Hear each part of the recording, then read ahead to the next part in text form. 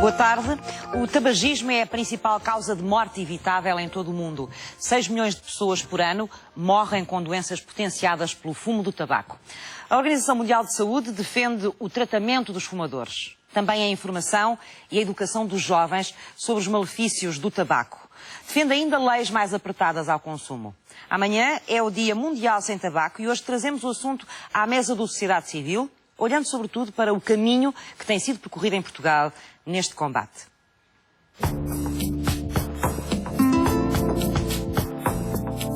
É um problema de saúde pública. Segundo dados da Organização Mundial de Saúde, será uma das principais causas de doença e mortalidade prematura em todo o mundo.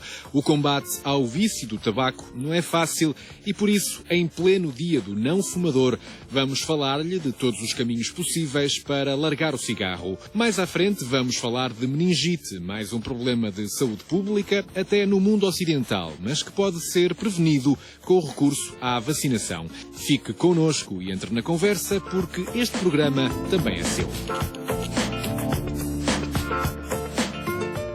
O tema de hoje já está na nossa página do Facebook do Sociedade Civil. Já sabe que pode aceder sempre a ela quando quiser, perceber quais são os temas que vão ser tratados aqui no Sociedade Civil ou rever alguns dos trabalhos, algumas das reportagens que vão passando por aqui e que têm informação sobre o assunto que vamos tratar aqui. Já sabe também que pode deixar o seu comentário sobre o tema que está em discussão, as suas questões, as suas perguntas. Pode fazê-lo também em direto, através do telefone do programa, se quiser, para colocar alguma questão ou alguma dúvida aos nossos convidados do programa. Hoje vamos falar sobre o tabaco, vamos falar sobre o tabagismo. Estamos a um dia do Dia Mundial Sem Tabaco. Muito obrigada aos meus 4 convidados desta tarde. E eu vou começar pelo Manuel Rosas, do Conselho Científico do Programa Nacional de Prevenção e Controlo do Tabagismo. Bem-vindo. Há uma série de medidas que foram preconizadas pela Organização Mundial de Saúde no combate ao tabaco. Que medidas são essas? Então, muito boa tarde. Muito obrigado pelo convite formulado e aos colegas do painel. A Organização Mundial de Saúde, em 2008, publicou um relatório muito importante em que preconiza 6 medidas consideradas as medidas mais eficazes para o controle e o combate desta epidemia. Elas são fáceis de identificar. Uma tem a ver com a prevenção da exposição ao fumo do tabaco. É uma medida considerada importante. Outra tem a ver Mas com... também explica como é que isso deve ser feito? Como é que se põe em prática? Sim. É um documento muito importante, que é um documento que, no fundo, vai resultar depois do próprio Programa Nacional. Uma outra medida é o apoio à cessação tabágica dos fumadores. E depois tem outras 3 medidas também consideradas muito importantes. Uma tem a ver com a monitorização do consumo. Outra tem a ver com as advertências sanitárias. Que é isso, a monitorização do consumo? Tem a ver com aquilo que é uma informação importante e relevante quer para os profissionais, quer para o público, saber quantas pessoas fumam, quantas deixam de fumar e qual é, no fundo, a noção de o aumento. E é uma monitorização feita anualmente? Anualmente, a nível mundial, a nível local, aqui nas próprias Direções-Geral de Saúde, nas suas diferentes administrações regionais, fazem parte do perfil de saúde da população. No fundo, temos uma noção de quantos fumadores é que existem, porque temos para tomar medidas no sentido eficazes. Deixem-me só dizer que há mais uma outra medida extremamente importante, que é o aumento dos impostos, que é, no fundo, o motivo do Dia Mundial Sem Tabaco amanhã, é exatamente os impostos. Estas 6 medidas são as medidas que todos os países do mundo devem adotar e que, infelizmente, há muito poucos países onde estão a adotar de uma forma plena estas medidas. Bom, em relação aos impostos, nós temos adotado essa medida. As outras 5 também as estamos a cumprir ou não? As outras 5 estamos no caminho. Estamos a fazer o chamado caminho caminhando. Obviamente que ainda há muito para fazer. Gostava só de lembrar que este programa nacional que é prioritário a nível da Direção-Geral de Saúde, emergiu em 2012. Portanto, ainda há, de facto, aqui um caminho muito importante a fazer. Mas seguramente destas 6 medidas que me enumerou, Manuel Rosas, quais são aquelas que estão a ser postas em prática neste momento, para além dos impostos? Para os impostos está a ser feita a monitorização do consumo. Já fazemos anualmente? Fazemos a monitorização do consumo, temos dados sobre isso. Vamos falar deles então. Temos, obviamente que há aqui uma questão importante, que é a prevenção da exposição ao fumo de tabaco, que é uma medida considerada crucial no combate a esta epidemia, nomeadamente para as pessoas que nunca fumaram, mas também para ajudar as pessoas que estão a deixar de fumar. E a outra medida que também está a ser implementada e que está, enfim, estamos numa fase importante, que é o apoio à Associação Tabágica, a nível do Serviço Nacional de Saúde. Eu, quando o apresentei, eu falei do Conselho Científico do Programa de Prevenção e Controlo de Tabagismo, não o referi, mas já o disse. Portanto, isto é um programa da Direção-Geral de Saúde e também está aqui neste programa a representar a Direção-Geral de Saúde. Isabel Gomes, bem-vinda, é médica pneumologista da Comissão de Tabagismo da Sociedade Portuguesa de Pneumologia, que tem uma campanha que vai arrancar precisamente amanhã. Quer falar-nos dela? Sim, senhor. Eu queria começar por cumprimentá-la, felicitar a escolha deste tema, que é absolutamente importante, e agradecer o convite que nos foi feito para expressar também a nossa posição, porque nos parece, entre outras coisas, que a informação da comunidade é fundamental relativamente a estas questões. O tema do Dia do Mundial Sem Tabaco que nós escolhemos foi a única forma segura de fumar é não fumar. E isto um pouco para chamar a atenção de que, por exatamente ter sido reconhecido ao longo destes anos todos o prejuízo que o tabaco acarreta para a saúde, não só para quem fuma, mas para quem está exposto ao ambiente do tabaco, como bem foi já reforçado pelo Dr. Rosas, vão surgindo outras sugestões de alternativas ao consumo de tabaco. E, independentemente do debate que possa estar em cima da mesa sobre elas, não nos parecem que sejam seguras. E, portanto, no fundo, esta chamada de atenção dirige-se exatamente a incluir estas outras alternativas ao fumar, num conceito de prudência, de não deixar que as pessoas se sintam tranquilas porque elas possam ser algo de seguro para substituir o tabaco. Quando fala em alternativas, está a falar de quê, por exemplo? Estamos a falar de outras formas de fumar, de consumo, de cachimbos, de charutos, o próprio cigarro eletrónico, que é uma discussão muito, muito atual.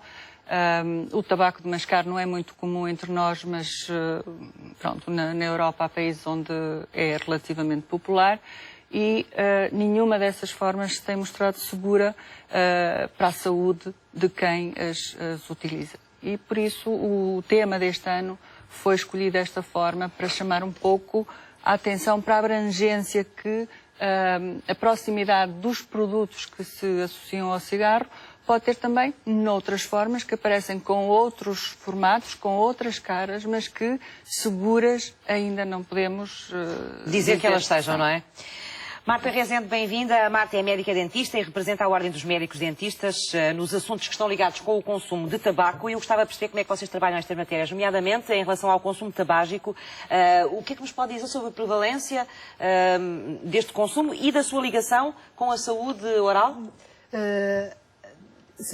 Talvez as pessoas mais habilitadas para falarem dessas prevalências, as mais atuais, sem dúvida que é a Direção-Geral de Saúde. Já nos vai dar daqui a pouco o Manuel Rosas os dados que têm sobre esta matéria. Sabemos que um quarto da população portuguesa, mais ou menos um quarto da população portuguesa é fumadora. Graças a Deus tem vindo a subir o número de ex-fumadores, a taxa. Relativamente a anos anteriores em que foram feitos os estudos, penso que os estudos mais importantes de prevalência que nos dão essa informação da prevalência são o Eurobarómetro de 2006, 2009 e 2011 e o que se verifica é que, na verdade, a prevalência não tem descido assim tanto, não é? Do último Eurobarómetro para agora não desceu praticamente nada. O bom é que a percentagem de fumadores que deixam de fumar, essa sim está a aumentar. O preocupante é o aumento do consumo nos jovens, que penso que é uma situação... Pode ser um sinal de que esta batalha está longe de ser ganha. Exatamente. Claro que eu tenho, acho que, e é comum aos colegas, que se esta luta não fosse feita, se não houvesse uma barreira... Os resultados poderiam ser piores ainda. Tenho a certeza absoluta. Pelo menos travamos um bocadinho esse avanço e o aumento que seria de prevalência. Nomeadamente do que diz respeito às doenças orais, qual é o impacto, qual é a relação entre o fumo, o fumar e estas doenças? Estamos a falar de quê, Marta? Eu fiquei muito contente por ser... pela Ordem dos Médicos Dentistas de ser convidada, porque acho que finalmente as pessoas já se perceberam que a medicina dentária é uma das grandes sequelas do tabaco, atinge a cavidade oral. O cancro oral é o 6º cancro mais mortal, portanto, mais maligno. Em Portugal, no mundo? No mundo. E tem uma taxa de morte de 50% ao fim de 5 anos de mortalidade. Portanto, como é que nós estamos em relação a esse referencial em Portugal? Não estamos muito bem. Neste momento estamos a tratar disso. Porquê? Porque o cancro oral passa essencialmente por uma detecção e tratamento precoce, o que aumenta, reduz muito a taxa de mortalidade se for detectado precocemente. Mas também o facto hoje das pessoas, provavelmente, de uma forma geral, irem mais ao dentista, fazerem consultas regulares, também ajuda aí, não? Sem dúvida. E o próprio o Sistema Nacional de Saúde criou agora o projeto de intervenção precoce, que é o PIPCO, que é Projeto de Intervenção Precoce no cancro oral, e que, portanto, os médicos de família referenciam todos por exemplo, os fumadores com mais de 40 anos, que possam ter algum tipo de patologia deste foro e que, portanto, passa-se uma espécie de um cheque e a pessoa vai a um dentista aderente a esse projeto. Para fazer um rastreio, não é? E é gratuito. E para além do cancro oral, é a única doença aqui que está em causa ou há outras? Muitas outras. Por exemplo? Embora não exista nenhuma patologia característica do tabaco, há aumento de lesões dos tecidos moles e dos tecidos duros, nomeadamente a periodontite, que é a doença dos tecidos de suporte dentários, a gengiva ou o osso, portanto, que leva a longo prazo à perda dentária. Podem enfraquecer-se e, portanto, depois as pessoas perderem os dentes muitas vezes com a idade, não é? Exatamente. E, para além disso, as cáries dentárias justas gengivais, as cervicais, aumentam muito, a pigmentação, a halitose, a língua pilosa, o mau hálito, pode estar relacionado tudo com o consumo de tabaco. Com o consumo de tabaco. E os resultados dos próprios tratamentos dentários também são diferentes, não é? Ah, é? Dos fumadores. Catarina Ferreira, bem-vinda, é farmacêutica. Nas farmácias sente-se que há mudanças no comportamento dos portugueses em relação ao tabaco, ou seja, sentem que há mais gente à procura da vossa ajuda para tentar deixar de fumar ou com vontade de deixar de fumar? Boa tarde. Antes de mais, gostava de agradecer o convite em nome da Associação Nacional de Farmácias e da Farmácia Sacouto e respondendo à sua pergunta. De facto, ultimamente, e principalmente desde que se fala muito na crise, as pessoas começam-se a dirigir muito à farmácia para pedir... Falou aí da crise, o que quer dizer que o que motiva as pessoas provavelmente é mais a questão financeira do que propriamente a vontade de deixar de fumar por uma questão de saúde.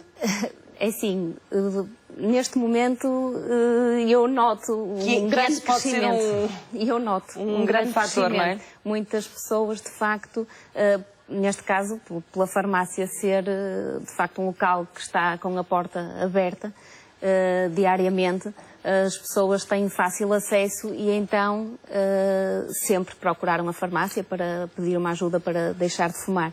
Neste caso, eu noto um aumento do número de pessoas que procuram a nossa ajuda. Claro que também acho que há mais campanhas de sensibilização para a cessação tabágica, mas noto muito também pessoas muito preocupadas, de facto, pela parte económica. E os medicamentos para deixar de fumar são mais baratos do que os maços de tabaco?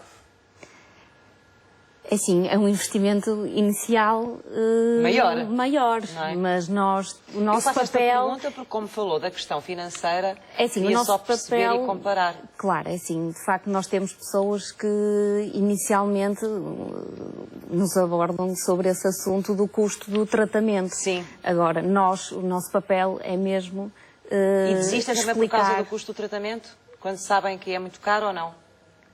Eu penso que não. Não? Eu penso que não é essa provavelmente algumas pessoas podem desistir por causa disso, mas eu penso que não é o primeiro motivo para desistir. Penso que é mesmo a pessoa não estar fortemente ainda motivada e por isso é que leva à desistência do tratamento.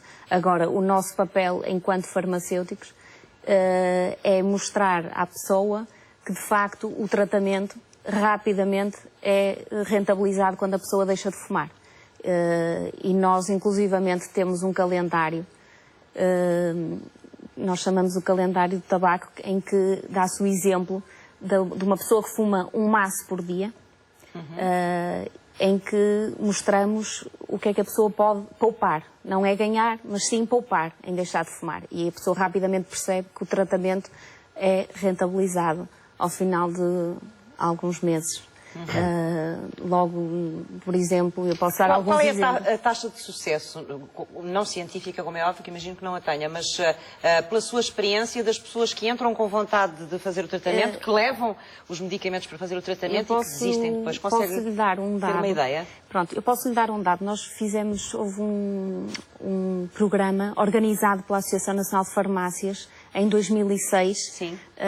Que de facto houve a participação de 162 farmácias e neste programa conseguiu-se juntar 1.200 fumadores integrados no programa.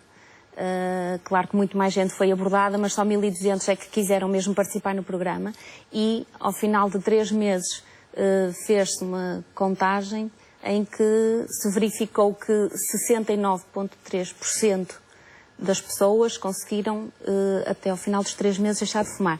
Claro que 3 meses é muito precoce. O estudo passou por aí ou vocês foram pegar nessas pessoas 1 ano ou 2 anos depois para perceber se elas continuavam sem fumar?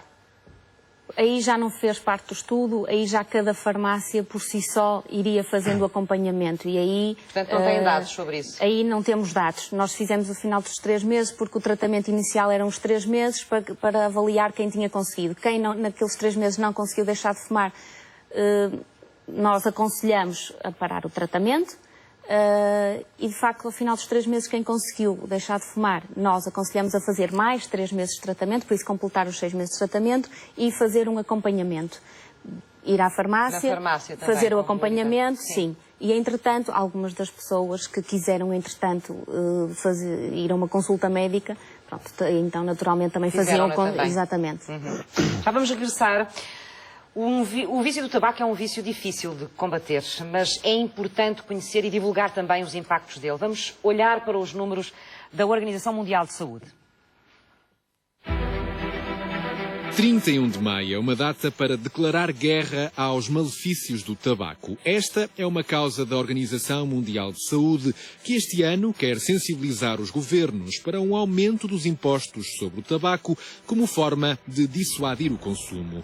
A fatura do vício paga-se com o maior dos preços, em vidas. Segundo a OMS, todos os anos, o tabaco mata 6 milhões de pessoas em todo o mundo, das quais 600 mil são fumadoras passivas. Se nada mudar, em 2030, prevê-se que esta epidemia possa vir a matar 8 milhões a cada ano. Este é um flagelo de contornos sociais, ambientais, mas também económicos, pois, além do peso que o tabaco tem no orçamento de cada fumador, há que fazer contas à pesada fatura dos Serviços Nacionais de Saúde, quando as doenças do tabaco se manifestam e requerem intervenção médica, seja num bloco operatório ou numa sala de tratamentos de quimioterapia.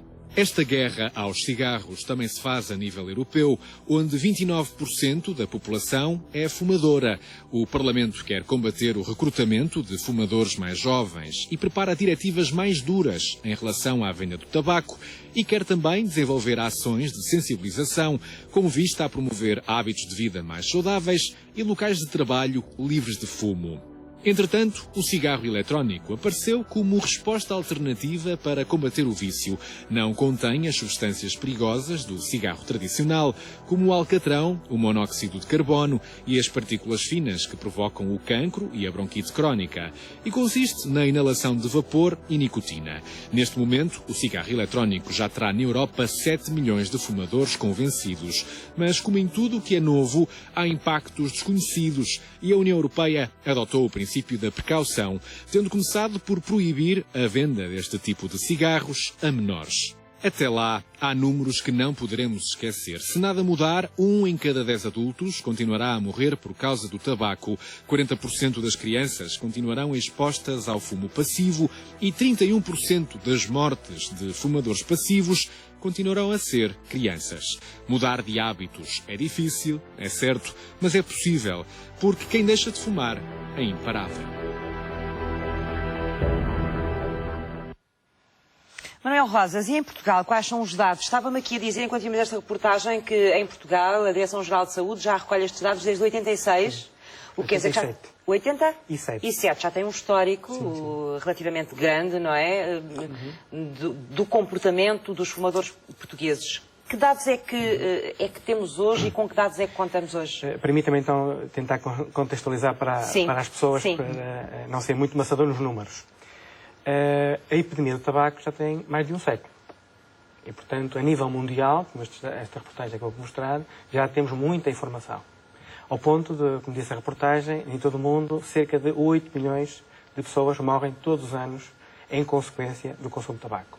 Então, pegando uma perspectiva primeiro global e depois indo então à sua pergunta, gostava só de dizer que na Europa, atualmente, existem 115 milhões de consumidores de tabaco. É só o equivalente aos consumidores da Indonésia. Na China, são 330 milhões. Em termos de epidemia, esta epidemia começou nos países ditos ricos, os países desenvolvidos, e neste momento a epidemia está-se a deslocar para os países em vias de desenvolvimento.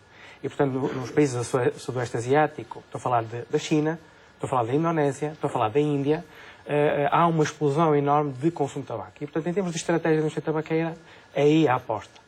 Nos países desenvolvidos, em que nós fazemos parte, o que é que se tem notado em termos da epidemia? Tem havido uma redução gradual do número de consumidores.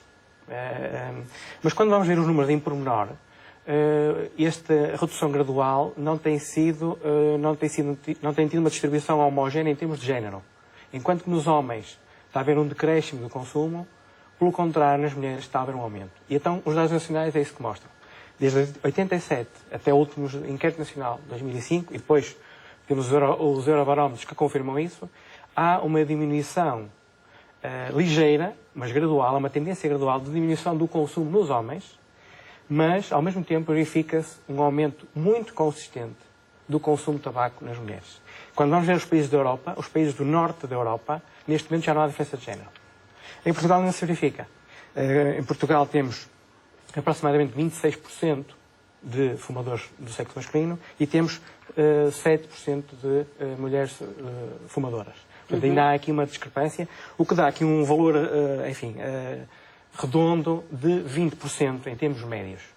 O que é que isto significa? Significa que quando olhamos só para a média e quando comparamos com os países da Europa, afinal Portugal não está assim tão mal. E portanto podemos descansar um bocadinho, porque há países piores que nós. Por exemplo, a Espanha. Mas há aqui um outro dado importante da Organização Mundial de Saúde. É que quando olhamos para os dados não podemos vê-los assim na chamada média geral. Temos que ver um aspecto que é extremamente importante, que é as chamadas desigualdades em saúde. Porque quando nós começamos a ver os dados e discriminamos não só por género, mas, por exemplo, por nível socioeconómico e por patologias, os dados são assustadores. Isto significa o quê? Significa que as populações com menor nível educacional e menor nível socioeconómico são muito mais fumadoras. Há muito mais fumadores. E quando comparamos pessoas que têm patologia, nomeadamente patologia psiquiátrica, aí podemos ter quase que seguramente, sem apontar nenhum número concreto, que uma em cada duas pessoas que têm um diagnóstico de uma doença psiquiátrica é fumadora. Portanto, significa que temos que ter cuidado com os números, que aparentemente estamos bem na fotografia. Eu tenho duas questões para si em relação a esses números que deu agora. Um deles é como é que se associa e como é que se explica a associação do fumo aos países desenvolvidos ou em desenvolvimento, como falou aí no início, a nível mundial. Como é que o fumo está associado ao desenvolvimento? Como é que o fumo, ou seja, como é que a epidemia do tabaco, como é que a epidemia do tabaco está-se a deslocar dos países desenvolvidos para os países em vias de desenvolvimento? O que quer dizer que há aí uma associação entre o fumar e o desenvolvimento, ou sim, não? O que quer dizer que nos países desenvolvidos tem havido um esforço enorme dos profissionais de saúde, da Organização Mundial de Saúde, no sentido de alertar as pessoas, de prevenir, de tratar os fumadores. Os países desenvolvidos também já foram em os desenvolvimento, países em desenvolvimento ainda estão um bocadinho aquém do ponto de vista daquilo que é o tratamento. Mas está a crescer aí Porque nos países em vias de desenvolvimento está a acontecer dois fenómenos neste momento, que é, além das doenças infecciosas, que nos países em vias desenvolvidos praticamente está a diminuir, sim, são as chamadas doenças não transmissíveis. Nos países em vias de desenvolvimento temos as doenças infecciosas e as doenças associadas à importação de um comportamento dos países desenvolvidos, que são os comportamentos associados às chamadas doenças não transmissíveis. A obesidade, o tabaco, o sedentarismo, portanto, associado ao estilo de vida. Que tem associado aos estilos de vida e que tem a ver com o desenvolvimento e com a capacidade financeira das pessoas também a aumentar, não é? Claro, e aqui é que está o problema. Porque, se me permite, não sei se posso antecipar, porque o tema deste ano, do Dia Mundial do Tabaco, quando falamos dos impostos, é exatamente esse. Já vamos falar sobre isso, porque eu queria desenvolver mais e perceber porque é que escolhem precisamente, porque é que se escolheu este ano precisamente os impostos e como é que esse tema vai ser trabalhado. Mas eu tinha uma outra questão ainda em relação àquilo que me disse, nomeadamente em relação a Portugal, pelo aquilo que eu percebi, o que torna mais assustador este consumo é o facto de ele acontecer nas classes mais desfavorecidas, penso eu, não é? E isso acontece porquê com essas classes? E por outro lado, se isso tem a ver com questões sociais também, se o tipo de combate que nós estamos a fazer é o combate mais correto. Ou seja, se não haveria outras estratégias no sentido de ajudar estas populações. A questão é difícil e temos que perceber que há vários fatores que estão a contribuir para isto. E há um que eu acabo sempre por partilhar quando nós discutimos entre nós esta questão, que é a chamada literacia em saúde. Ou seja, que informação é que as pessoas têm e como é que a informação, em função desta informação, como é que no fundo podem ter os chamados comportamentos em saúde. E o que nós sabemos hoje, e não temos dados de Portugal sobre a literacia de saúde na população portuguesa, mas o que nós sabemos é que as pessoas com baixo nível de literacia são pessoas que acabam por adotar comportamentos menos saudáveis, onde está incluído o tabaco. O tabaco apenas aparece E a minha pergunta é se as campanhas e a informação que nós fazemos chega a essas pessoas. Essa é exatamente a nossa preocupação. Essa é exatamente a nossa preocupação central. Ou seja, quando nós pensamos em fazer campanhas de educação para a saúde, temos que pensar, enfim, campanhas mais genéricas, mas o nosso, digamos assim, o nosso grupo-alvo é exatamente as pessoas mais vulneráveis, as pessoas menos letradas, porque essas nós sabemos, do ponto de vista epidemiológico, que são as pessoas mais vulneráveis e as pessoas mais doentes. E, portanto, a nossa, digamos assim, a nossa meta, a nossa visão é exatamente conseguirmos ter campanhas que cheguem a essa população. E daí, de facto, este tipo de programas, por exemplo, portanto, é também uma forma também de chegar a este tipo de população. Isabel Gomes, gostava de ouvir sobre esta questão também. Como é que se pode chegar, e até porque tem uma campanha que vai começar amanhã, como é que se pode chegar a esta faixa da população, que, por aquilo que me parece são os dados, não é? É a faixa da população mais atingida em termos deste problema do consumo de tabaco? A forma de chegar a todas as pessoas e também a esta população é a de ter políticas concertadas de informação e de proximidade com as pessoas relativamente àquilo que diz respeito ao tabaco. A questão da informação é crucial, tem muito a ver, como disse o Dr. Rosas, com o nível socioeconómico, que muitas vezes traduz menor informação, menor acesso à informação, por várias razões, e as pessoas estão mais permeáveis por falta, digamos, de um contraditório, estão mais permeáveis aos aspectos sedutores que o comportamento de fumar pode ter. E muitas vezes também, depois, porque já se entrou como que em roda livre, numa tendo uma maior prevalência numa população, os amigos, os conviventes, os familiares fumam. E, portanto, esse modelo torna como que natural para quem começa a fumar. Ao contrário de outros contextos. Sim, portanto, mas a minha questão é como é que se afinam estratégias próprias para chegar a esta população que é a população mais atingida pelo consumo de tabaco? Essa é uma estratégia que tem a ver com políticas de saúde, com a implementação. E temos uma estratégia nesse sentido, em seu entender, qual é a sua opinião? Eu penso que já muitos passos foram dados, desde que em 1987 isto começou e sempre a desbravar caminho, porque vão surgindo sempre novos desafios, à medida que se vão ultrapassando uns surgem outros, mas não estamos ainda realmente na situação ideal. Alguma repercussão já temos naquilo que se constata de redução de consumo em determinadas populações. Mas, por exemplo, no que respeita às mulheres, ainda há uma preocupação grande porque possivelmente as campanhas não incluíram da mesma forma ou não discutiram da mesma forma este problema. Mas já começa a ser discutido, isso já está reconhecido e já começa a ser discutido. E portanto, tem que haver, por parte de quem define as políticas de saúde, nomeadamente a prevenção, porque aqui a prevenção primária é extremamente importante. Nós estamos a falar de uma dependência e isto hoje é inquestionável. A nicotina induz dependência. E é a nicotina que torna difícil que um fumador que já sente na sua qualidade de vida, na sua capacidade aquisitiva, que prescinde de um conjunto de coisas, por vezes, significativas e importantes para si, para poder fumar, é a nicotina que leva a essa situação. Na campanha, por exemplo, que vão começar amanhã, vão dirigi-la a quem?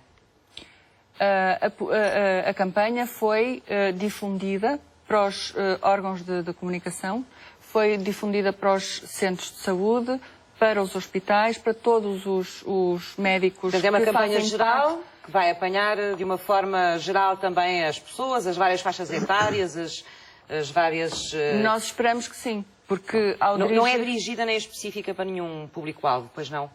Não. A informação é para qualquer pessoa, fumadora ou não fumadora, potencial fumadora, que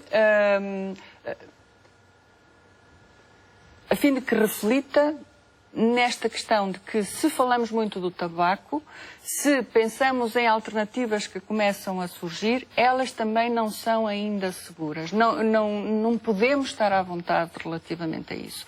E isto é relevante para os fumadores, é relevante para quem não fuma ainda, porque particularmente os jovens são muito ávidos pelo conhecimento. E a experimentação faz parte do conhecimento, da aquisição do conhecimento para a vida. E, portanto, quando começam a surgir alternativas possíveis, e sobretudo se elas vêm com uma leveza de que nada se passa, não há problema. Qual é aquela que a preocupa mais? Neste momento, entre nós, e por aquilo que são os comportamentos que mais... tradição tem, mas que começam a emergir de uma forma completamente disparada na Europa, e temos algum receio que também entre nós, é o cigarro eletrónico. O cigarro eletrónico, que se vende de uma forma mais ou menos geral, nas tabaqueiras, nas farmácias também, não é? Ou não? Não se vendem os cigarros eletrónicos nas farmácias? Não é considerado medicamento, por isso... Não é vendido nas farmácias? Na minha, não.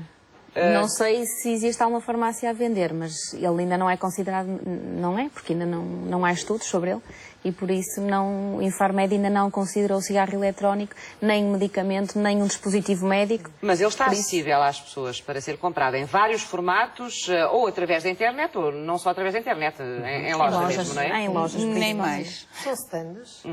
Nem mais. E não há nenhuma regulação em relação a este dispositivo? Não há regulação em relação há vários aspectos que têm a ver com o cigarro eletrónico e que podem ser cruciais. Primeiro coloca-se a questão de se o cigarro eletrónico pode ser considerado um medicamento ou não. Isto é, medicamento, a substância que se coloca no cigarro, o cigarro em si próprio, um dispositivo médico. Até agora, como foi dito pela doutora, não é considerado pelo Infarmed nenhuma dessas coisas e não é considerado nem com qualidade assegurada, nem com segurança assegurada, nem com eficácia assegurada para ser usado como tal. Depois, há outro aspecto que é a difusão do comportamento do fumar cigarro eletrónico a que se tem assistido e que, pelos números, mesmo comparando com aquilo que eram os dados do Eurobarómetro de 2012 e para aquilo que parece começar a surgir agora, sofreu nos últimos 2 anos uma explosão completa. E, portanto, se nós não falarmos desta questão, ela vai em... Mas quais são as suas preocupações concretas em relação ao cigarro eletrónico? A preocupação concreta tem a ver com uma tentativa de anulação de qualquer efeito prejudicial que o cigarro possa ter. É verdade que parece que o cigarro eletrónico tem menos componentes nocivos para a saúde no seu conjunto do que o fumo de tabaco. Mas nós não conhecemos nada ainda sobre isto. E não conhecemos como? Não conhecemos as substâncias que são colocadas nos cigarros eletrónicos? Sim, sabemos que substâncias são colocadas nos cigarros eletrónicos, as que conhecemos. Conhecemos que tem nicotina, tem propilenoglicol, tem glicerina, tem aromas e não sabemos que outros componentes podem ser associados. Podem ser associados como? Por exemplo, para alterar a cor, para dar uma cor de acordo com gostos pessoais, para dar aromas, por exemplo. Não sabemos o que é que resulta ainda do próprio aquecimento, porque nós sabemos que há muitos fenómenos químicos que se dão por aquecimento. Em laboratório, o bico de Bunsen é usado para provocar reações. E, portanto, nós também não sabemos o que é que a associação destas coisas todas ao ser aquecida, o que é que pode ainda resultar mais. Há descrita a identificação de várias nanopartículas de metais que provirão do dispositivo que aquece o líquido que está e que depois acaba por ser misturado e sair no vapor. O que parece estranho é com essas dúvidas todas seja permitida essa comercialização. É o que a mim me parece estranho. Maria Rosas, quero acrescentar uma coisa a vocês. Como é que a Direção-Geral de Saúde já agora tem encarado este dispositivo, o cigarro eletrónico? Mais que a Direção-Geral de Saúde, de facto, pensando na população e na sociedade civil, é preciso, se calhar, clarificar alguns aspectos. Primeiro, o aspecto é que o cigarro eletrónico surgiu na China mais ou menos há 10 anos. E só nos últimos 5 anos é que houve uma explosão a nível mundial, sobretudo nos países ditos desenvolvidos. E é preocupante quando nós lemos, enfim, os relatórios da indústria tabaqueira, que fazem relatórios anuais para os seus investidores, em que eles têm lá uma secção que é a secção de desenvolvimento e investigação, que é a ideia de criarem, no fundo, cigarros e tabaco menos nocivo para a saúde. E é interessante notar, quando nós vamos ver nestes relatórios, que o grande investimento nos próximos anos vai ser no cigarro eletrónico. Portanto, estamos a falar de um produto que também está a ser comercializado pela indústria tabaqueira. Este é o primeiro ponto. Não é? O segundo ponto é que, como isto de facto não está regulamentado ainda em legislação, não existe ainda legislação, não existe ainda conhecimento científico para podermos afirmar que isto é assim, portanto, existe aqui quase que um vazio do ponto de vista legal e do ponto de vista do impacto na saúde. Não se esqueça que eu disse há bocadinho que a epidemia de tabaco começou há um século atrás. E, portanto, nós temos muita informação hoje em relação ao tabaco dito convencional. Em relação ao tabaco eletrónico não temos tanta informação. Por isso, nós, profissionais de saúde, estamos digamos assim, com falta... Eu percebo isso. O que eu não percebo é que, se não há informação, como é que é permitida a comercialização? Porque há o vazio legal. Ainda por cima, numa Europa que é tão exigente, nomeadamente em algumas áreas, como a área alimentar, etc., como é que aparecem substâncias no mercado sem saber ao certo o que é que elas são e elas continuam a ser comercializadas. Aliás, a falta de legislação ou o vazio legal seria o excelente argumento para não as comercializar ou não as permitir por isso é que enquanto não fossem trabalhadas. A diretiva comunitária que foi aprovada recentemente e que, portanto, tem 2 anos para entrar em vigor, no fundo, os países signatários têm, digamos assim, 2 anos para tentar... Mas não sendo estas substâncias conhecidas e não sabendo ao certo qual é o seu impacto, porque, por exemplo, a Direção-Geral de Saúde não pede que elas não sejam comercializadas, como faz em relação a outros produtos, às vezes, que aparecem e que provocam situações menos simpáticas de saúde? Eu acho que os profissionais de saúde fazem o seu papel, que é exatamente alertar a população, dar, no fundo, aquilo que é o conhecimento científico sobre a questão, e, portanto, no fundo, dar pareceres técnicos para quem tem que tomar decisões. O que eu posso afirmar e confirmar daquilo que, no fundo, a Teresa já disse, e gostava também, no fundo, que isso fosse claro, é que a nicotina é uma droga que cria dependência. Sim, isso eu percebo, mas não está a responder à minha pergunta. A minha pergunta não era essa. A minha pergunta é, a Direção-Geral de Saúde sabe que há um dispositivo à venda que não se sabe que impacto é que tem. Inclusive aqui a doutora Isabel falava na questão de partículas de metal, etc. Com uma substância que as pessoas consomem lá dentro, muitas vezes com a ideia de que pensam que estão a fazer bem à sua saúde, porque em vez de fumar estão a fumar um cigarro eletrónico e também não sabem quais são as substâncias que estão lá dentro. E a minha questão é, o que é que a Direção-Geral de Saúde fez? O que a Direção-Geral de Saúde está a fazer é, no fundo, tentar recolher o máximo de informação possível do ponto de vista técnico-científico para depois, de alguma forma, conseguir... E enquanto não tem resultados, as pessoas continuam a fumar o cigarro eletrónico mesmo com estas... Porque há aqui um pormenor importante que eu estava a partilhar consigo, que é a indústria tabaqueira, através da publicidade e da promoção destes produtos, chega muito mais rápido às pessoas. E, portanto, enquanto há este vazio legal, enquanto que, no fundo, ainda não temos a tal informação que poder afirmar... Não podem atuar, é isso? Não podemos atuar porque ainda não temos, digamos assim, os instrumentos legais que permitam atuar. Por exemplo, a questão da publicidade. Pois, eu percebo. Eu continuo a ter dúvidas quando a rotulagem europeia é tão evoluída em tudo quanto é produtos que nós compramos, tem que vir tudo discriminado e é possível haver um produto que existe e que as pessoas inalam e fumam sem estar lá tudo descrito. Não, desculpe, mas vai estar descrito nesse produto. A questão aqui é um outro tópico, que é o que é que está lá descrito. Porque, por exemplo, em relação aos cigarros, diz fumar mata. Sabe o que é que isso significa?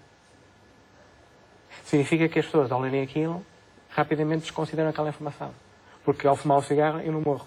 E, portanto, como não morro, o meu cérebro rapidamente dissocia. E esse é o argumento da indústria tabaqueira para colocar as chamadas advertências escritas no maço de tabaco, porque sabe perfeitamente que essa medida, em termos de mudança comportamental, não vale nada. Porquê? Porque o nosso cérebro desconsidera rapidamente um texto. Sim, eu isso percebo. Confesso que não fiquei esclarecida em relação à questão dos cigarros eletrónicos. Marta e Catarina, eu gostava de as ouvir também sobre esta matéria e saber as vossas opiniões sobre esta questão.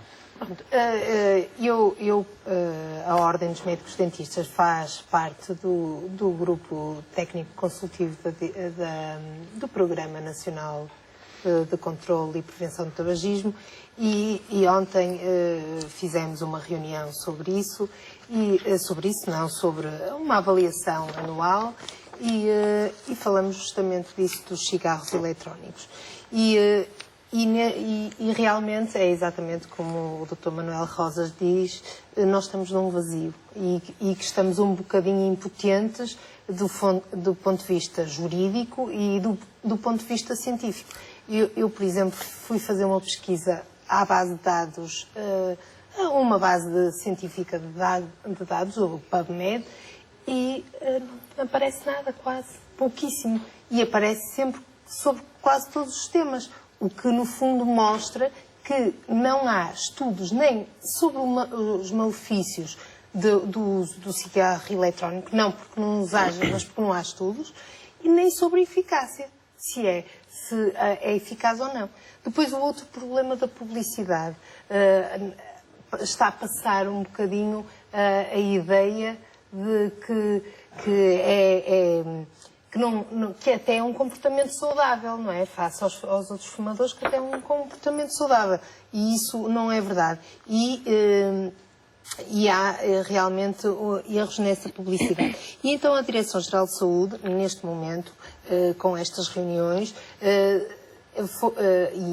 e faz isso justamente por isso, vai analisar e começar a analisar. Mas enquanto não houver um pedido no Infarmed da legalização daquela substância, o Infarmed só pode atuar... Pode nunca haver.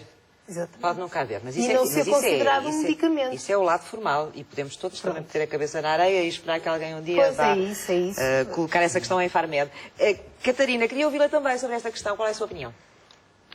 Eu, sobre o cigarro eletrónico, também fico exatamente na mesma dúvida. Ou seja, O que é certo é que eu as penso pessoas que as tabaceiras são um que bocadinho... procuram o cigarro eletrónico procuram-no convictas de que estão a fazer Pois, eu penso que bem aí, elas próprias, não é? aí é que está o erro. Ou seja, a publicidade parece-me um bocadinho, entre aspas, enganosa por parte de quem o produz, neste caso as tabaqueiras, porque eu vejo, de facto, muita gente que pensa que está a fumar algo que simplesmente emite o vapor de água.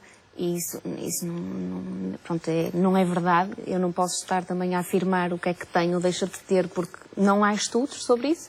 Eu penso que se calhar as tabaqueiras estão a tentar fugir um bocadinho aos estudos do Infarmed.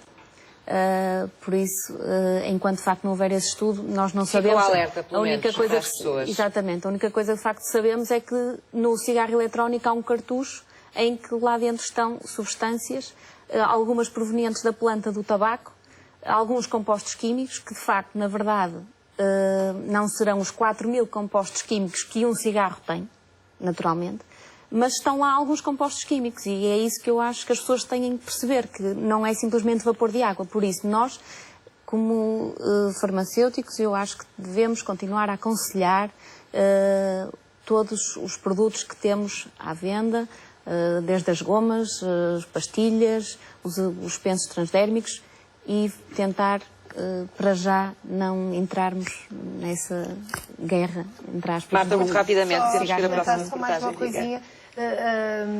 E o problema é que podem existir algumas substâncias que não foram estudadas e que até podem ser usadas em alguns produtos, mas que depois inaladas nós não sabemos o efeito na árvore pulmonar, não é? Claro. Portanto, O seu impacto, não é? Exatamente. Em termos de saúde. Uma Isabel, logo a seguir, está bem? Não se esqueça do que vai dizer.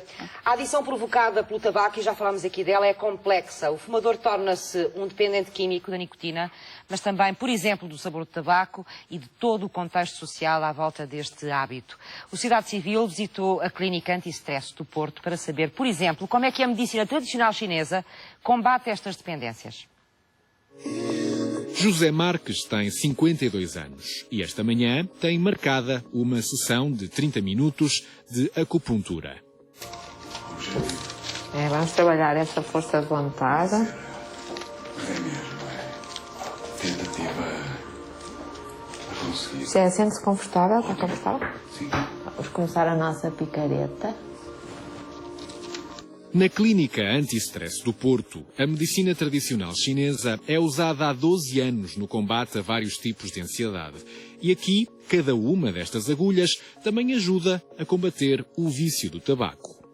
Em termos de tabagismo, as agulhas conseguem ajudar bastante a controlar a ansiedade. Também, em algumas pessoas têm um efeito químico, não se percebe ainda muito bem porquê, que faz com que o cigarro não saiba bem, que passa a ter até um sabor desagradável. Com o tratamento, aquilo que as pessoas relatam é que se sentem muito bem dispostas, que dormem melhor, que conseguem ter muito mais força de vontade para controlar o cigarro, sentem-se menos irritadas, que é uma das coisas que acontece muito quando se deixa de fumar sozinho, é aumentar o nível de irritabilidade, e sentem-se com mais energia, mais bem dispostas. Algumas pessoas também têm a preocupação de, quando deixam de fumar, têm imenso medo de engordar. Conseguimos aumentar o metabolismo e diminuir o apetite, de forma a que a diminuição do tabaco não implique um aumento de peso. Há um ano, a vida pregou uma partida ao José. Partida essa que tem hoje tatuada na própria pele. Descobriu um carcinoma epidermoide na laringe, que implicou uma cirurgia delicada e que resultou na remoção de uma corda vocal. Combater um vício de 30 anos tornou-se, por isso, uma prioridade para sobreviver. Visitei a clínica mais ou menos no pré-operatório para baixar níveis de ansiedade, susto, não dormia e de facto as sessões de acupuntura que fiz melhoraram-me substancialmente a qualidade de vida, reduziram-me os níveis de ansiedade, digamos, deram-me condições para me preparar para a cirurgia, para o que viria no pós-operatório. Aqui este ponto que eu estou a fazer é um ponto meridiano do coração, que é um ponto sedativo. A ideia é estimular a produção de endorfinas de maneira que o José consiga obter um efeito maior de relaxamento, consiga diminuir a ansiedade. Temos pontos no nariz, que são pontos que ativam a energia do pulmão e que ajudam na desabituação tabágica. Cada caso é um caso. Vencer um vício de 40 cigarros diários pode levar 8 a 10 sessões e implicar um investimento que pode ascender aos 200 euros. Mas, nesta batalha, as agulhas sozinhas não chegam. A força de vontade é, de facto, também importante, porque sem ela não... Eu diria, aliás, já comentei, é cerca de 50% do conseguir, do objetivo de deixar. A acupuntura não é milagrosa, nem tratamento nenhum. É uma ótima bengala de apoio a alguém que esteja com força de vontade e motivada. Além disto tudo, é preciso ter empenho no tratamento, porque o tabaco cria imensa dependência, não só física, como psíquica, como química e comportamental. E são várias as variáveis que temos que tentar agarrar. No caso do José, já passaram 15 tratamentos que em 2 meses ajudaram a perder 12 quilos, a combater a ansiedade e a reduzir o consumo de tabaco dos 35 para os 8 cigarros por dia. Está tudo bem? Então vamos tirar as pequenininhas. Estou-me a sentir melhor desde que iniciei este tratamento e com mais vontade, com mais energia para efetivamente levar e terminar de uma vez por todas com este problema do consumo de tabaco. Ele só ainda fez agora 2 tratamentos para deixar de fumar, os outros foram mais com o objetivo de perder peso. Hoje vai passar para 8, na próxima semana passa para 4 e depois corta. E aí é que vamos ver, vai ser a prova dos 9. E aí vai ser a prova dos 9. Espero nas próximas 3 ou 4 sessões sair daqui já com um espírito diferente, melhor e a dizer que já não volto a fumar. Esta batalha para o José há de continuar nas próximas semanas. O objetivo é chegar ao verão livre do tabaco, porque vencer este vício é literalmente conquistar uma vida nova.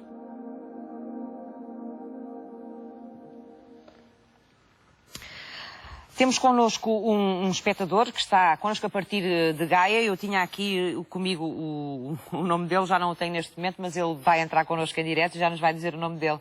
Olá, boa tarde. Boa tarde. Estou a falar com? Hermínio Teixeira. Hermínio Teixeira, obrigada por estar connosco. Está a ligar-nos de Gaia, não é? Exatamente. E sei que foi fumador durante muitos anos. Foi, sem dúvida. E deixou de fumar há 10 anos já. Mais ou menos. Foi? Exatamente.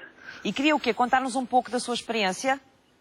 Sim, é o seguinte, eu estou convicto de uma coisa. Eu, depois de tanto tempo a fumar e de várias tentativas, de ter tentado deixar de fumar, cheguei a uma conclusão.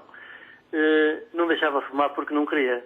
Porque a minha convicção não era nesse sentido. Só quando, de facto, me predispus para essa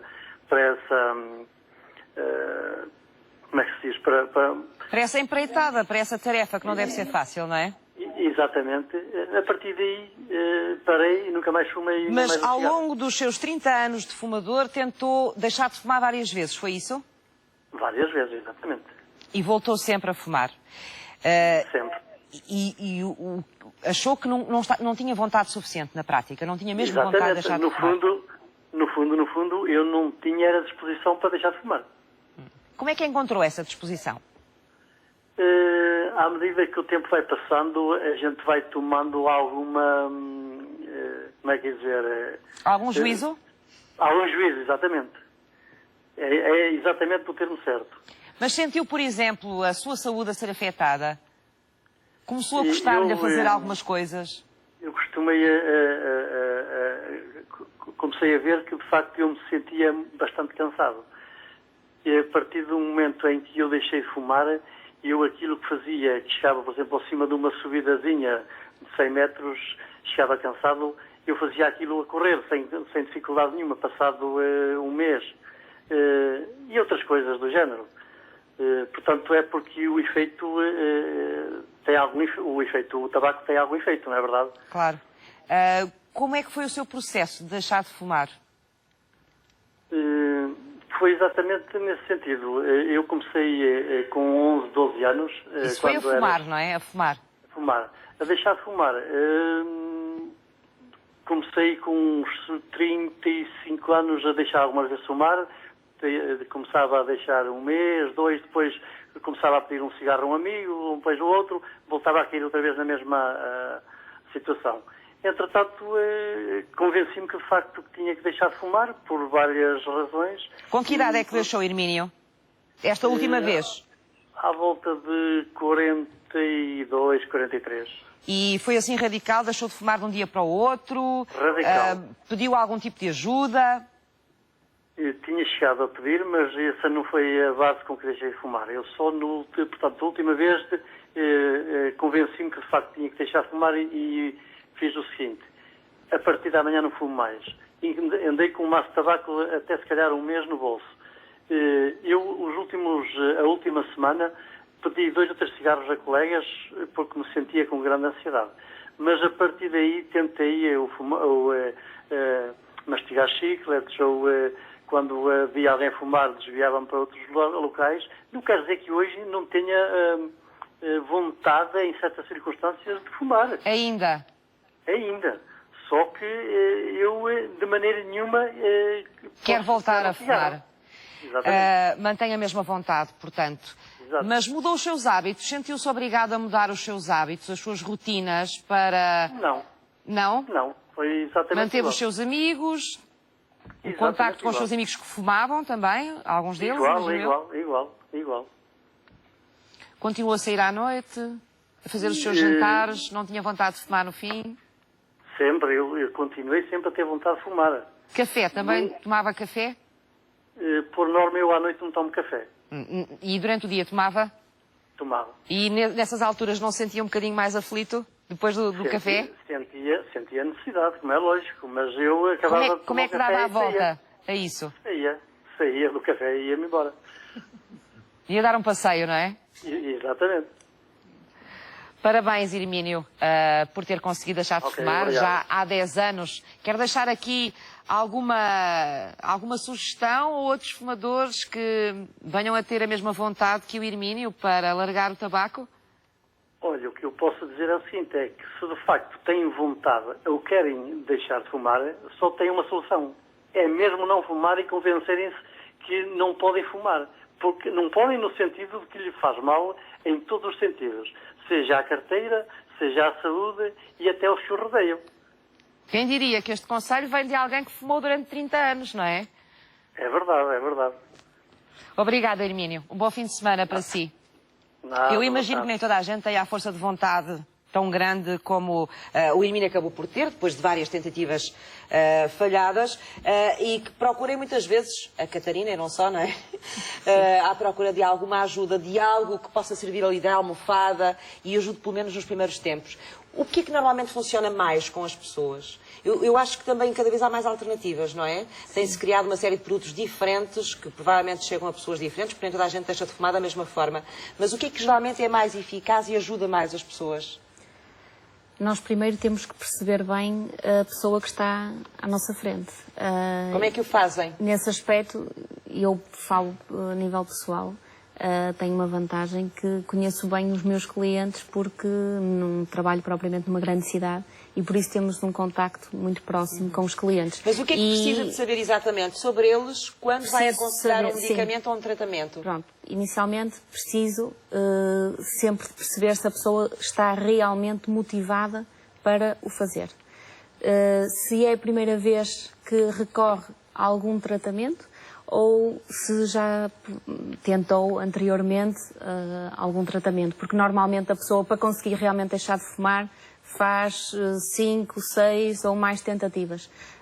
Depois, nós primeiro fazemos sempre a abordagem à pessoa, depois a seguir, normalmente fazemos o nosso aconselhamento e aí sim, conhecendo a pessoa que está à nossa frente, podemos dar alguns conselhos mais pessoais e depois de aconselharmos a pessoa e de percebermos se realmente a pessoa está motivada para o fazer, então depois avaliamos o estado da dependência da pessoa para perceber qual será o tratamento mais indicado. Como é que se avalia o estado de dependência de um fumador?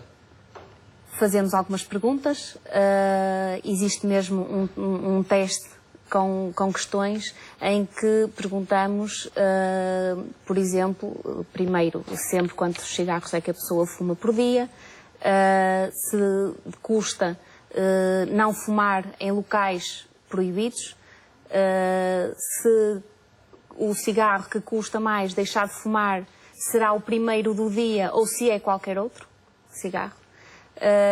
Se normalmente se fuma sempre um cigarro às mesmas horas, quando toma o café, quando acaba de jantar, para percebermos... São questões muito de comportamento, não é? É, questões comportamentais, sim. Comportamento sim. associado pronto, ao é longo assim, do dia ao fumador, não é? Sim, e de facto se nós percebermos que a pessoa tem um elevado grau de dependência, eu penso que a nossa função para, de facto, o tratamento ser mesmo eficaz é sempre aconselhar a visita médica. Porque, de facto, o tratamento tem que ter um acompanhamento gradual e mais prolongado.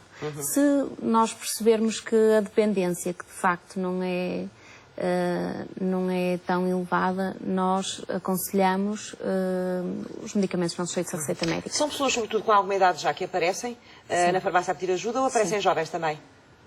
Normalmente são pessoas com mais idade. Jovens, no meu caso, não tenho tido... Sim. Não tenho tido experiência propriamente com jovens, uma outra pessoa. Normalmente são pessoas que já que passaram ou tiveram alguém na família com algum problema de saúde, ou aquilo que eu há bocado falava. Tive um senhor no outro dia que me disse que precisava deixar de fumar porque fez as contas e gastava mensalmente cerca de 200 euros por mês e começou a perceber que com 200 euros pagava a renda da casa e por isso tinha que fazer... Era uma renda só para tabaco. Pronto, então, como eu o conheço bem, veio ter comigo e veio abordar aqui, de facto, o que é que poderia fazer, pronto, para deixar de fumar. Por isso temos... Mas as alternativas têm aumentado muito, não têm? Em termos de oferta às pessoas de... Sim. De tratamentos? Há mais marcas, mais laboratórios. Mas o tipo de tratamento acaba por ser semelhante. O tipo de tratamento não tem tido grande inovação, sim. Não tem Isabel, eu sei que ainda inovação. queria voltar à questão do cigarro eletrónico e falar de uma série de mitos que existem à volta disso, penso eu, não é? E eu gostava também depois que me falasse de uma outra forma das pessoas terem ajuda para deixar de fumar, que são as consultas de sessão tabágica. Também as têm, não têm? Exatamente. Na sociedade. Diga. Eu queria só completar a questão das lacunas que existem em relação à informação do cigarro eletrónico. É verdade que não passou ainda o tempo, e esperemos que não tenha que passar o tempo que passou para o tabaco demonstrar os malefícios que hoje conhecemos, para saberem quais são os malefícios do cigarro eletrónico. Mas já há alguns aspectos que são conhecidos. É conhecido que não tem ainda um papel, embora nós estejamos atentos a isso, não tem um papel na cessação tabágica, não está de facto provado que, comparativamente àquilo que já existe disponível, os substitutos de nicotina e outros fármacos por via oral, tenha vantagem relativamente a isso. E, como vimos também aqui agora mesmo, a questão do comportamento e a alteração comportamental e tentar dissociar a presença de alguma coisa que está na mão e determinados gestos ou a determinadas horas do dia, a questão de fumar, exatamente nessas situações, que o cigarro eletrónico não desbloqueia. Mas a nível do aparelho respiratório, preocupa-nos muito, até porque se fala em cigarros que não têm nicotina, o efeito sobre o aparelho respiratório do tal conjunto de substâncias que vão em vapor, em aerossol, que não sabemos que efeitos podem ter. Mas há um estudo Há um estudo já a nível celular, que foi publicado numa revista no início deste ano, que é o Clinical Cancer Research, em forma de resumo, porque são resultados preliminares, e que compararam células do aparelho respiratório em cultura expostas a fumo de tabaco e, e ao vapor, fumo que sai do cigarro eletrónico.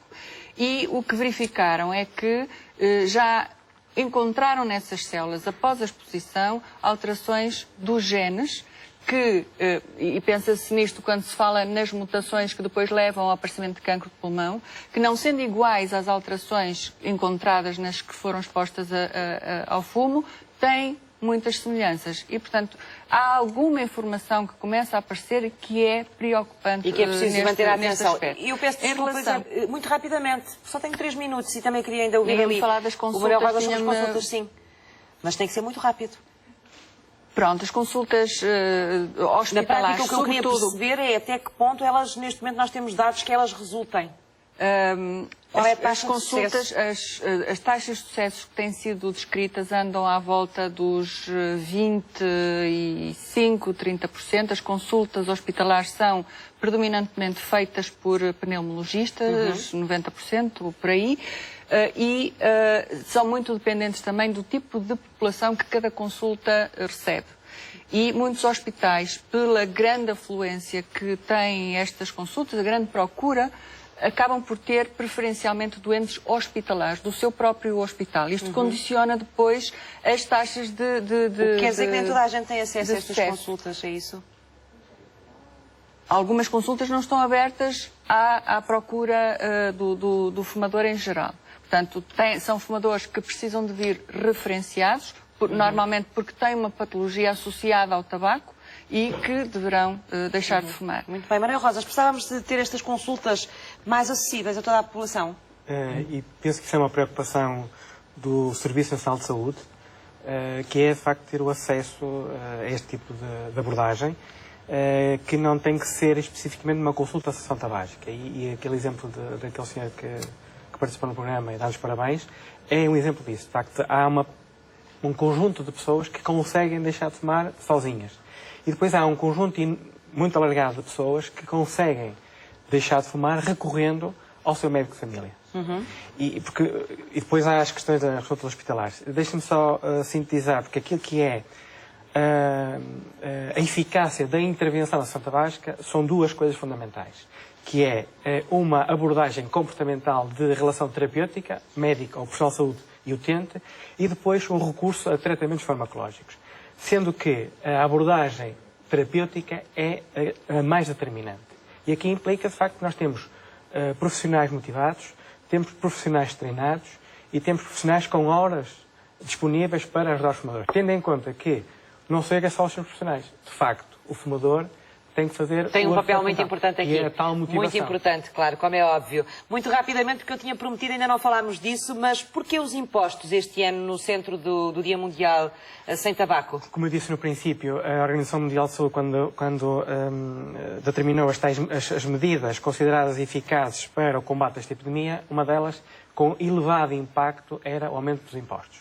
Só para ter este número importante, um aumento de 50% dos impostos do tabaco reduz em 20% a prevenção de consumo. Isso significa que se aplicasse, não é? Se as pessoas não tiverem dinheiro para fumar, não é fácil de explicar às pessoas. Se aplicasse esta medida, a população toda de Vila Nova de Gaia deixava de fumar, tendo em conta que seriam aproximadamente 400 mil pessoas. De uma forma violenta. De uma forma violenta. E mesmo assim isso não reduzia digamos assim, em termos de carga fiscal não reduzia, porque aumentando os impostos o valor é o mesmo. Agora, isso tem um elevado impacto a nível da diminuição da prevalência. E esta é uma medida importante, tendo em conta que isto é uma medida global e que nós sabemos hoje que se nos países envolvidos os impostos aplicados ao tabaco, há um chamado imposto específico que é controlado pelos Estados, neste momento representa metade, nos países em vias de desenvolvimento isto representa 1/3. Significa que a nível mundial os países em vias de desenvolvimento necessitam de aumentar os impostos sobre o tabaco, exatamente para desencorajar as pessoas a deixar de fumar e, sobretudo, levar as pessoas à procura. Vai ser o tema amanhã em destaque no Dia Mundial Sem Tabaco. Foi dele que falámos hoje aqui à tarde. Muito obrigada aos meus 4 convidados por terem estado comigo no Sociedade Civil. Vamos falar agora de um outro problema de saúde, a meningite, que é um problema